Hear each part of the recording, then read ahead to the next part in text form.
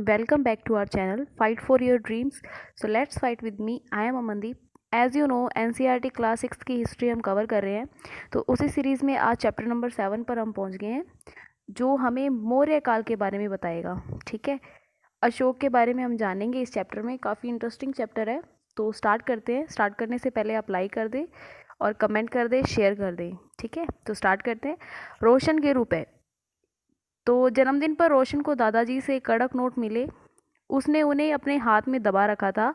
उसे एक नया सीडी खरीदने का बहुत मन था, लेकिन साथ ही वह बिल्कुल नए कड़क नोटों को देखना और छू कर महसूस करना चाहती थी। तभी उसने पाया कि सभी नोटों के दाहिनी तरफ गांधी जी का मुस्कुराता चेहरा बना हुआ था और बाईं तरफ छोटे छोटे शेर चित्रित थे। उसने सोचा, आखिर यहाँ शेर क्यों बने हुए हैं? तो अपने समझ से ये शेर कहाँ से आए, किसने बनवाए? ठीक है, तो एक बहुत बड़ा राज्य है जिसे कहते हैं साम्राज्य। ठीक है, क्या बताना चाहता है ये? हम जिन शेरों के चित्र रुपए पैसों पर देखते हैं, उनका एक लंबा इतिहास है। उन्हें पत्थरों को काट कर बनाया गया और फिर उन्हें सारनाथ में एक विशाल स्तंभ पर स्थापित कर दिया गया। ठीक है, आप ये देखिए सारनाथ। सारनाथ के बारे में आपने देखा था। ठीक है, आप मुझे बताना सारनाथ क्यों, वैसे बुद्ध से रिलेटेड था, तो आप मुझे बताना सारनाथ क्यों फेमस था। ठीक है, क्लियर है? कमेंट में ज़रूर मैसेज करना। अच्छा, ये जो स्तंभ हम देखेंगे, ये कला का एक विशेष और विशिष्ट रूप अपने को देखने को मिलता है। ठीक है, कला और संस्कृति में भी हम इसे कवर करने वाले हैं, तो बने रहें। इतिहास के महानतम राजाओं में से एक अशोक के निर्देश, इसके जैसे कई स्तंभों और पत्थरों पर अभिलेख उत्कीर्ण किए गए। क्या कह रहे हैं? इतिहास के महान राजाओं में से एक थे अशोक। अशोक के निर्देश पर इसके जैसे कई स्तंभों और पत्थरों पर अभिलेख। अभिलेख क्या होते हैं? किसी पत्थर या किसी धातु पर जब कुछ खुरेद कर लिखा जाता है तो उसे अभिलेख कहते हैं। ठीक है, क्लियर है? अशोक के निर्देश पर पत्थरों और स्तंभों पर कुछ अभिलेख उत्कीर्ण किए थे। इसके पहले कि हम ये जाने कि अभिलेख में क्या लिखा है, ये समझने की कोशिश करते हैं कि उनके राज्यों को साम्राज्य क्यों कहा जाता था। तो समझते हैं साम्राज्य क्यों कहा जाता था। अशोक जिस साम्राज्य पर शासन करते थे, उसकी स्थापना उसके दादा चंद्रगुप्त मौर्य ने लगभग 2300 साल पहले की थी। किसने की थी? चंद्रगुप्त मौर्य ने 2300 साल पहले की थी। चाणक्य या कौटिल्य नाम के एक बुद्धिमान व्यक्ति ने चंद्रगुप्त की सहायता की। किसने हेल्प की थी चंद्रगुप्त मौर्य की? चाणक्य या फिर कौटिल्य नामक बुद्धिमान व्यक्ति ने। चाणक्य के कई विचार हमें अर्थशास्त्र, ये किताब का नाम है, अर्थशास्त्र नाम की किताब में मिलते हैं। कौटिल्य का अर्थशास्त्र, समझे आप? कौटिल्य का अर्थशास्त्र। ओके, आई होप आपको ये क्लियर हो गया होगा। कब की थी मौर्य की स्थापना? अशोक के साम्राज्य की 2300 साल पहले चंद्रगुप्त मौर्य ने। ठीक है, जब एक ही परिवार के वंश क्या होता है, जब एक ही परिवार के कई सदस्य एक के बाद एक राजा बनते हैं, तो उन्हें एक वंश का ठीक है, एक ही वंश का कहा जाता है। मौर्य वंश के 3 महत्वपूर्ण राजा हुए, चंद्रगुप्त, उनका बेटा बिंदुसार और बिंदुसार का बेटा अशोक। क्लियर है? चंद्रगुप्त, चंद्र के ऊपर बिंदी लगती है, चंद्र बिंदु। ठीक है, चंद्र के ऊपर बिंदु लगती है, तो चंद्र बिंदु, चंद्र का बेटा चंद्रगुप्त का बेटा बिंदुसार और बिंदुसार का बेटा अशोक। आई होप अब आपको ये याद रहेगा, नहीं भूलोगे। क्लियर है? साम्राज्य में बहुत से नगर थे, तो काले बिंदुओं में लिखा हुआ है, तो अपने पहले देख ही लेते हैं। देखिए, ये पाटलिपुत्र है, उज्जैन है, तक्षशिला है। ठीक है, ये थे नगर। 3 नगर हमने देख लिए, कौन कौन से? पाटलिपुत्र, उज्जैन और तक्षशिला। ये हमने पहले भी देखे थे, है ना? पहले भी हमने देखे थे जब हम महाजनपद कवर कर रहे थे। तो साम्राज्य में बहुत सारे नगर थे। इन साम्राज्यों की राजधानी पाटलिपुत्र, उज्जैन और तक्षशिला जैसे प्रमुख थे। तक्षशिला उत्तर पश्चिम और मध्य एशिया से आने जाने के लिए मार्ग था। दूसरी तरफ उज्जैन जो था, उत्तरी भारत से दक्षिणी भारत जाने के वाले रास्ते में पड़ता था। शायद यहाँ से नगरों में व्यापारी और सरकारी अधिकारी, शिल्पकार इसमें रहा करते थे। इन नगरों के अंदर कहाँ कहाँ पे? पाटलिपुत्र तो राजधानी थी, और जो उज्जैन था उत्तर से दक्षिण जाने के रास्ते के बीच में आता था, और तक्षशिला ये मध्य एशिया को भारत के साथ में जोड़ता था। आई होप ये तीनों लोकेशन आपको अच्छे से याद रहेगी, पाटलिपुत्र, उज्जैन और तक्षशिला। क्लियर है। और यहाँ पर कौन रहते थे? जो अधिकारी थे, व्यापारी थे और शिल्पकार जो रहते थे। ठीक है। साम्राज्य के बहुत बड़े क्षेत्र में किसानों और पशुपालकों के गांव बसे हुए थे। ठीक है। साम्राज्य के बहुत बड़े क्षेत्र में किसानों के और पशुपालकों के गांव बसे हुए थे। मध्य भारत जैसे इलाकों में ज़्यादातर हिस्सा जो था वो जंगलों से भरा हुआ था। वहाँ पर लोग फल फूल का संग्रहण करते थे, जो हम पाषाण काल से कवर करते आ रहे, वही सेम चीज़ अभी तक चल रही है मौर्य काल तक। फल फूलों का संग्रहण करते थे जंगलों से, और जानवरों का शिकार करके अपना जीवन चलाया करते थे। क्लियर है। साम्राज्य के अलग अलग इलाकों में लोग भिन्न भिन्न भाषाएं बोलते थे, अलग अलग भाषाएं बोलते थे पूरे साम्राज्य के अंदर। ठीक है। वे लोग शायद अलग अलग प्रकार का भोजन भी करते थे, यहाँ तक अलग अलग किस्म की पोशाक भी पहनते थे। आई होप अब आपको समझ आ गया है ना। तो राज्य जो है वो साम्राज्य से कैसे अलग है? चूंकि साम्राज्य राज्यों से बड़े होते हैं और उनकी रक्षा के लिए बड़ी सेनाओं की जरूरत होती है, इसीलिए सम्राटों को राजाओं की तुलना में ज़्यादा संसाधनों की जरूरत पड़ती है। तो सम्राट, राजा तो हो गए एक राज्य का विशेषाधिकारी। ठीक है। हेड हो गया, हेड मान लेते हैं। ठीक है। और जो सम्राट हो गया वो सभी राज्यों पर, ठीक है, कंट्रोल करने वाले, ये कहना चाहते हैं। क्योंकि साम्राज्य राज्यों से बड़े होते थे और उनकी रक्षा के लिए बड़ी सेनाओं की जरूरत होती थी, इसीलिए सम्राटों को राज्यों की तुलना में ज़्यादा संसाधनों की तुलना पड़ती थी। इसी कारण उन्हें बड़ी संख्या में इकट्ठा करने वाले अधिकारियों की जरूरत भी पड़ती थी। ठीक है। बड़ी संख्या में कर इकट्ठा करने वाले अधिकारियों की जरूरत पड़ती थी। अब उनका क्षेत्र बड़ा है तो लोग ज़्यादा होंगे, जनसंख्या ज़्यादा होगी, तो उनसे टैक्स वसूल करने के लिए ज़्यादा अधिकारी चाहिए। आई होप आपको समझ आ गया। अब साम्राज्य का प्रशासन कैसे चलता था? क्योंकि मौर्य साम्राज्य बहुत बड़ा था, इसीलिए अलग अलग हिस्सों पर अलग अलग ढंग से शासन किया जाता था। ऐसा नहीं है कि सभी इलाकों के अंदर एक ही रूल चल रहा था, अलग अलग तरीके से शासन किया जाता था। पाटलिपुत्र और उसके आसपास के इलाकों पर सम्राट का सीधा नियंत्रण रहता था। अब पाटलिपुत्र क्या है? राजधानी है, तो उसके आसपास के जो क्षेत्र होंगे उन पर सम्राट अपना सीधा नियंत्रण रखेंगे। इसका मतलब ये क्या है कि इस इलाके के गांव और शहरों के किसान, पशुपालक और जो शिल्पकारी और व्यापारियों से जो कर इकट्ठा करते थे वो राजा के द्वारा अधिकारी नियुक्त करते थे। मतलब कि कहने का मतलब ये है कि पाटलिपुत्र के पास में जितने भी क्षेत्र हैं उन क्षेत्र से, उन लोगों से कर वसूल करने के लिए जो अधिकारी होगा वो अधिकारी सीधा कौन सेलेक्ट करेगा? वो करेंगे राजा। ठीक है। जो राजा के आदेशों का उल्लंघन करता है अधिकारी उनको सजा भी दे सकते हैं। इनमें से कई अधिकारियों को वेतन भी दिया जाता था। ठीक है। वेतन भी दिया जाता था। ठीक है। अभी तक हमें सिक्कों का पता नहीं चल रहा है कि यहाँ पे सिक्के थे या नहीं। संदेशवाहक एक जगह से दूसरी जगह घूमते रहते थे, संदेशवाहक जो संदेश पहुंचाते हैं, और राजा के जासूस अधिकारियों के कार्यकलाप पर नजर रखते थे। समझ आ गया? संदेशवाहक जैसे मैसेंजर होते हैं वो एक जगह से दूसरी जगह घूमते थे। अब अधिकारी कुछ घपला ना कर दे, ठीक है, और उसके लिए राजा के जासूस अधिकारियों पर नजर रखते थे। इन सब के ऊपर सम्राट था जो राज परिवार और वरिष्ठ मंत्रियों की सहायता से सब पर नियंत्रण रखता था। ठीक है। राज परिवार और वरिष्ठ जो मंत्री होते हैं उनकी हेल्प से, देखो दरबार लगाया होता है। ठीक है। यहाँ पे जैसे हेड बैठे हैं और यहाँ पर सारे मंत्री बैठे हैं। ठीक है ना। तो ये दरबार के अंदर क्या सभा होती रहती थी कि हमें कैसे नियंत्रण करना है। ठीक है। एक तरफ इधर रानियाँ बैठी होती है और पुत्र बैठे होते हैं राजा के। तो ये सब इन सब से चर्चा करके तो अपने क्षेत्र पर नियंत्रण रखने का कार्य करते थे। ठीक है। मौर्य साम्राज्य के भीतर कई छोटे छोटे प्रांत थे, क्षेत्र थे। इन पर तक्षशिला, उज्जैन जैसी प्रांतीय राजधानियों से शासन किया जाता था। अब जो पाटलिपुत्र के पास थे वहाँ पर तो सीधे राजा कंट्रोल कर रहे थे। ठीक है। लेकिन तक्षशिला और उज्जैन जैसी जो हमने दो नगर पढ़े थे, वो जो शहर क्या करते थे, नगर क्या करते थे, वो छोटे छोटे प्रांतों पर शासन करते थे। कुछ हद तक पाटलिपुत्र से इन क्षेत्रों पर नियंत्रण रखा जाता था। कुछ हद तक इन क्षेत्रों पर नियंत्रण रखा जाता था पाटलिपुत्र से, और अक्सर राजकुमारों को यहाँ राज्यपाल बना दिया जाता था। तो आपको समझ आ गया? तक्षशिला और उज्जैन जैसे प्रांतीय राजधानियाँ, जो वो प्रांतीय राजधानियाँ होती थी, ठीक है, वहाँ से शासन कर लिया जाता था प्रांतों पे। तो शासन करेगा कौन? जो राजा के बेटे होंगे, राजकुमार, ठीक है ना, वहाँ के गवर्नर बन जाते थे। क्लियर है? लेकिन ऐसा लगता है कि इन जगहों पर स्थानीय परंपराओं और नियमों को ही माना जाता था।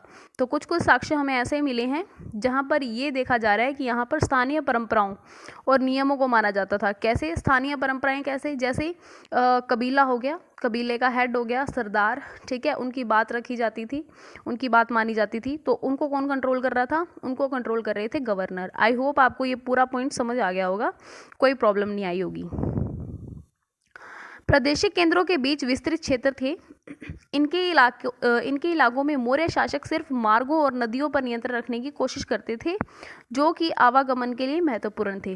तो जो प्रदेश के केंद्र के बीच में जो क्षेत्र थे, ठीक है, इन इलाकों पर जो मौर्य शासक होते थे वो किस पर नियंत्रण रखते थे?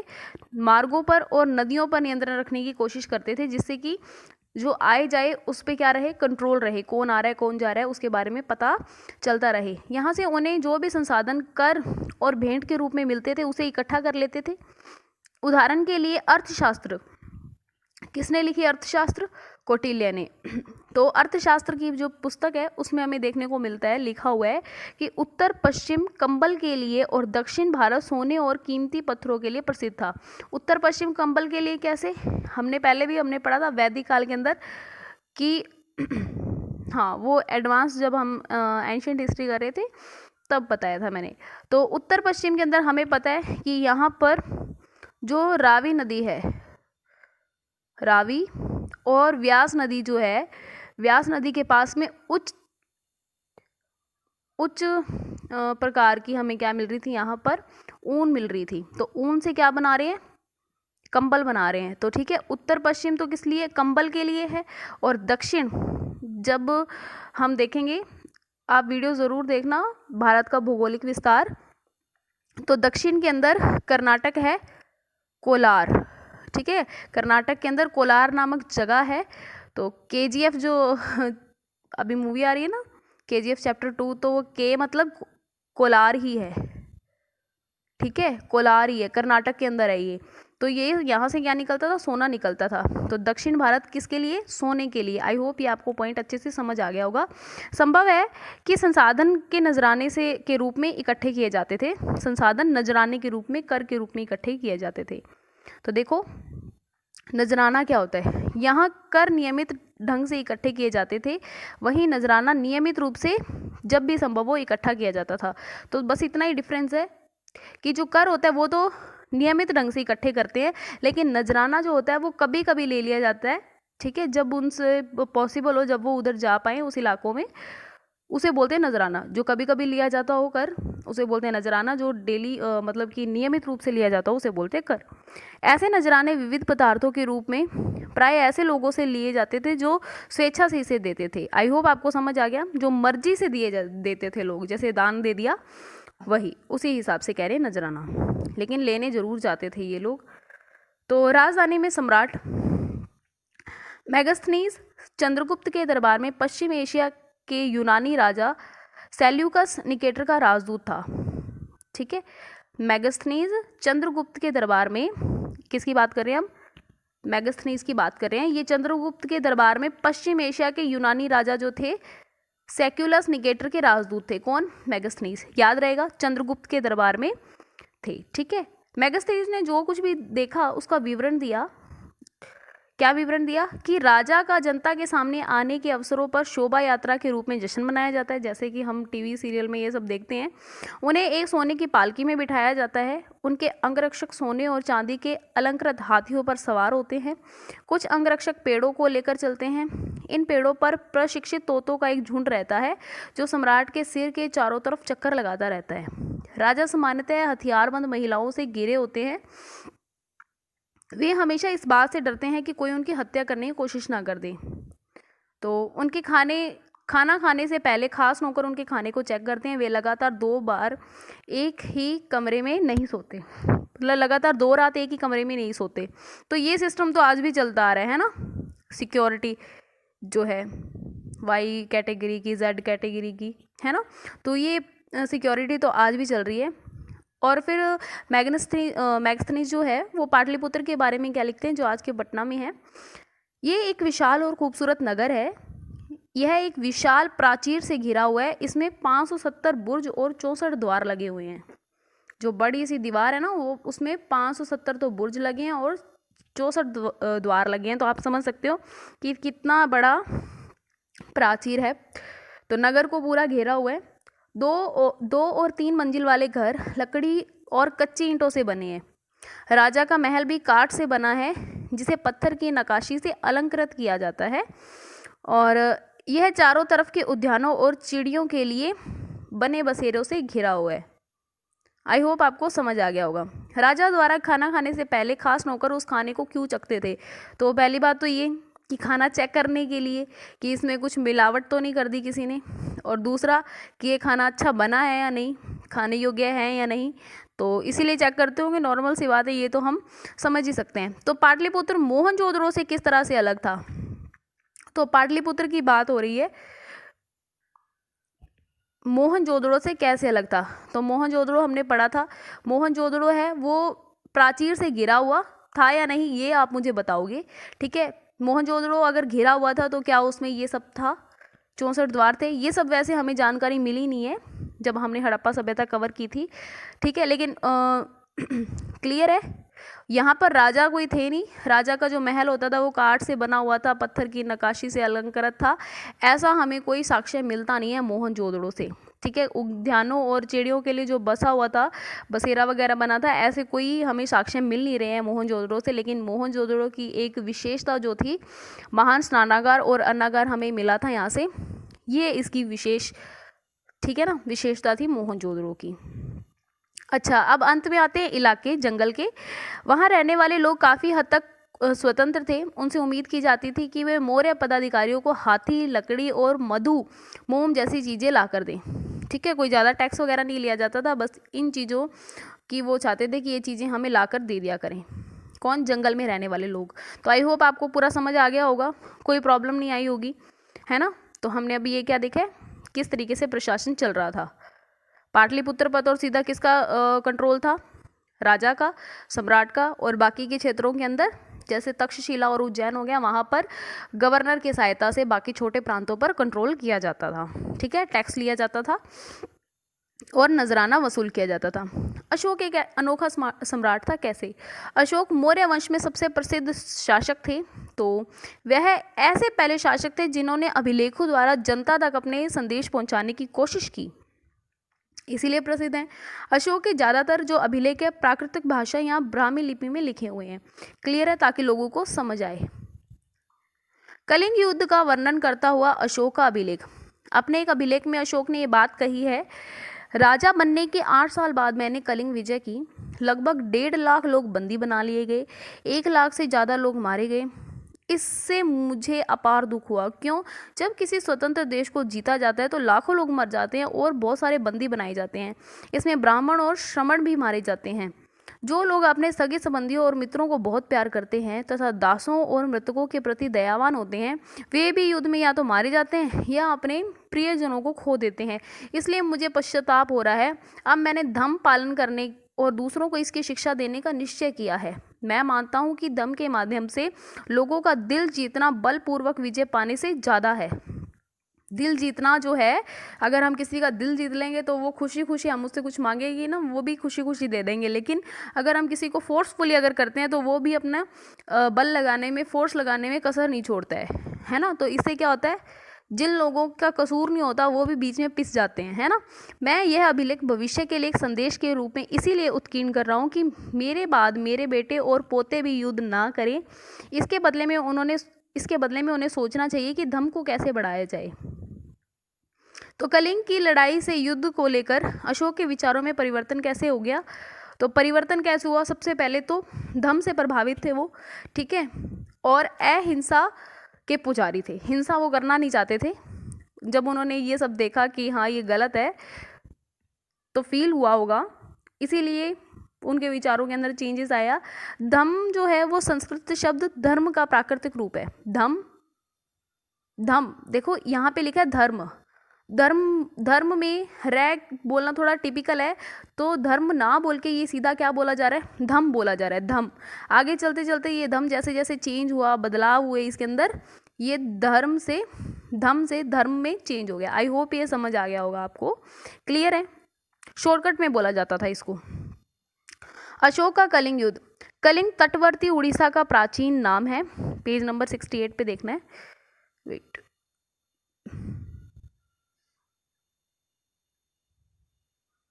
ये रहा उड़ीसा के, ये दिख गया, क्लियर है, उड़ीसा में है।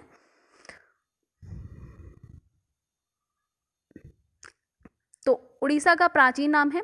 अशोक ने कलिंग को जीतने के लिए एक युद्ध लड़ा, लेकिन युद्ध जनित हिंसा और खून खराबा देकर उन्हें युद्ध से वितृष्णा हो गई। उन्होंने निर्णय लिया कि वो भविष्य में कभी युद्ध नहीं करेंगे, खून खराबा देखकर। अशोक का धर्म क्या था, यानी अशोक का धर्म क्या था? अशोक के धर्म में किसी देवता की पूजा अथवा किसी कर्मकांड की आवश्यकता नहीं थी। उन्हें लगता था जैसे पिता अपने बच्चों को अच्छे व्यवहार की शिक्षा देते हैं, वैसे ही उनका कर्तव्य है कि वो अपनी प्रजा को निर्देश दे। यानी वो स्वयं को पिता और प्रजा को अपने बच्चों की तरह समझते हैं, इसीलिए वो चाहते हैं कि पिता जैसे अपने बच्चों को अच्छे संदेश देता है, मैं भी अपनी प्रजा को अच्छे संदेश दूं। वे बुद्ध के उपदेशों से भी प्रेरित हुए थे, क्लियर है। तो हमने सारनाथ अभी पढ़ा था ना स्टार्टिंग के अंदर ही, तो सारनाथ बुद्ध से संबंधित है। आप बताएंगे मुझे कि क्यों संबंधित है सारनाथ?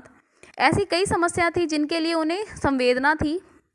उनके साम्राज्य में अलग अलग धर्मों को मानने वाले लोग थे और इससे कई बार टकराव भी पैदा हो जाता था। जानवरों की बलि चढ़ाई जाती थी, दासों और नौकरों के साथ क्रूर व्यवहार किया जाता था। इसके अलावा परिवार में और पड़ोसियों के बीच में भी झगड़े हो जाते थे।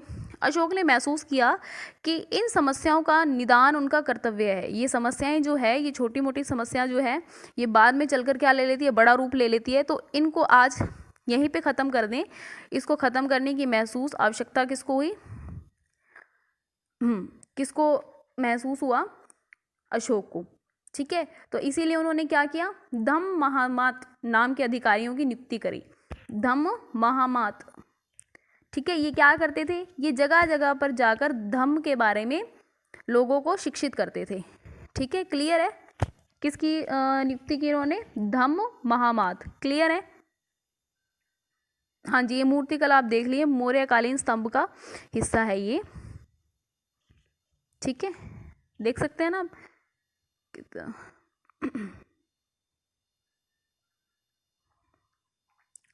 इसके अलावा अशोक ने अपने संदेश कई स्थानों पर शिलाओं और स्तंभों पर खुदवाए। अधिकारियों को यह निर्देश दिया गया कि वो राजा के संदेश को उन लोगों को पढ़कर सुनाए जो खुद नहीं पढ़ सकते। अशोक ने धम्म के विचारों को प्रसारित करने के लिए सीरिया, आप देख लीजिए, सीरिया, मिस्र, ग्रीस और श्रीलंका में भी दूत भेजे, क्लियर है। तो आपको ये क्षेत्र देखने हैं, ये सभी जो 4 क्षेत्र हमने देखे हैं ना, श्रीलंका तो आप जानते ही हैं, सीरिया, मिस्र और ग्रीस आप देख लीजिएगा, क्लियर है। उन्होंने सड़कें खुदवाई, सड़कें बनवाई, कुएं खुदवाए और विश्राम गृह बनवाए। इसके अतिरिक्त उन्होंने मनुष्य व जानवरों की चिकित्सा की भी व्यवस्था की। तो ऐसी व्यवस्था हमने अभी तक पीछे जितने भी चैप्टर कवर किए हैं उन सब में ये व्यवस्था हमने नहीं देखी थी, ठीक है, कि एक राजा के द्वारा ऐसा कार्य किया जा रहा हो, क्लियर है। अपनी प्रजा के लिए अशोक के संदेश क्या थे? लोग अलग अलग अवसरों पर अनुष्ठान करते थे। उदाहरण के लिए जब वो बीमार होते थे, जब उनके बच्चों का विवाह होता था, बच्चों के जन्म पर और यात्रा शुरू करते थे, तब वे तरह तरह के अनुष्ठान करते थे। ये किसी कर्मकांड, किसी काम के नहीं थे। इसके बदले यदि लोग दूसरी रीतियों को माने तो ज़्यादा फलदायी होगा। ये कौन सी रीतियाँ थी? ये है अपने दासों और नौकरों के साथ अच्छा व्यवहार करना, बड़ों का आदर करना, सभी जीवों पर दया करना, ब्राह्मणों और श्रमणों पर को दान देना।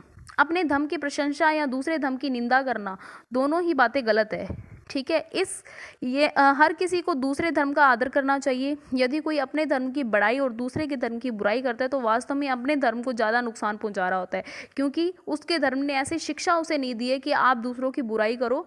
तो अगर वो बुराई करता है तो दैट मीन्स वो अपने ही धर्म को नुकसान पहुंचा रहा है। इसीलिए हर किसी को दूसरे के धर्म की प्रमुख विश्वासों को समझने की सॉरी, विश्वासों को समझने की कोशिश करते हुए उसका आदर करना चाहिए। तो भारत के प्रथम प्रधानमंत्री पंडित जवाहरलाल नेहरू जी ने लिखा है कि उनके धर्मादेश आज भी हमसे एक ऐसी भाषा बात करते हैं, ऐसी भाषा में बात करते हैं जिन्हें हम समझ सकते हैं और जिनसे हम बहुत कुछ सीख सकते हैं। तो ये इतनी नॉर्मल लैंग्वेज में लिखा हुआ है, इतनी नॉर्मल बातों में लिखा हुआ है कि हम इसको आज भी समझ सकते हैं, है ना। कि ऐसी कोई बात नहीं है कि पहले उसका अर्थ निकालना पड़े, काव्य नहीं है, कोई गद्य नहीं है, सीधी पंक्तियों में लिखा हुआ है कि हम इसे समझ सकें। अशोक के धर्म के विचारों को दूर दूर फैलाने के लिए उन बातों को बताया जो आपके अनुसार आज भी हमें ऐसा करना चाहिए। तो हमें ऐसा आज भी करना चाहिए, जैसा कि हमने अभी पढ़ा है कि दूसरों के साथ में अच्छा व्यवहार करना चाहिए, सभी पर दया करनी चाहिए। अशोक के संदेश के उन हिस्सों को बताओ जो आज भी प्रासंगिक है। तो आप बता सकते हैं कौन कौन से।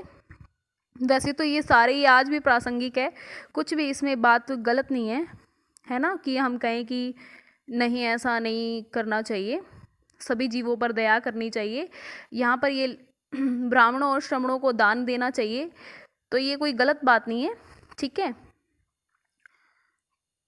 तो आप ये देखिए कि कैसे चेंजेस हो रहा है, ठीक है। ये लैंग्वेज दी हुई है स्टार्टिंग में, शुरुआती जो ब्राह्मी थी वो ऐसी थी, फिर ये देवनागरी हिंदी, ये अभी भी चल रही है, अपने तो ऐसे लिखते हैं, बांग्ला, मलयालम और तमिल, ठीक है। ये उस वक्त की लैंग्वेज के हमें दिए हुए हैं एग्जाम्पल, ठीक है। तो मौर्य साम्राज्य के उभरने से थोड़ा पहले 2400 वर्ष पहले चीन के सम्राटों ने चीन की दीवार का निर्माण शुरू किया था। इससे बनाने का उद्देश्य था उत्तर सीमा के पशुपालक लोगों से रक्षा करना। अगले 2000 वर्षों तक इस दीवार का निर्माण कार्य चलता रहा, क्योंकि साम्राज्य की सीमाएं बदलती रही।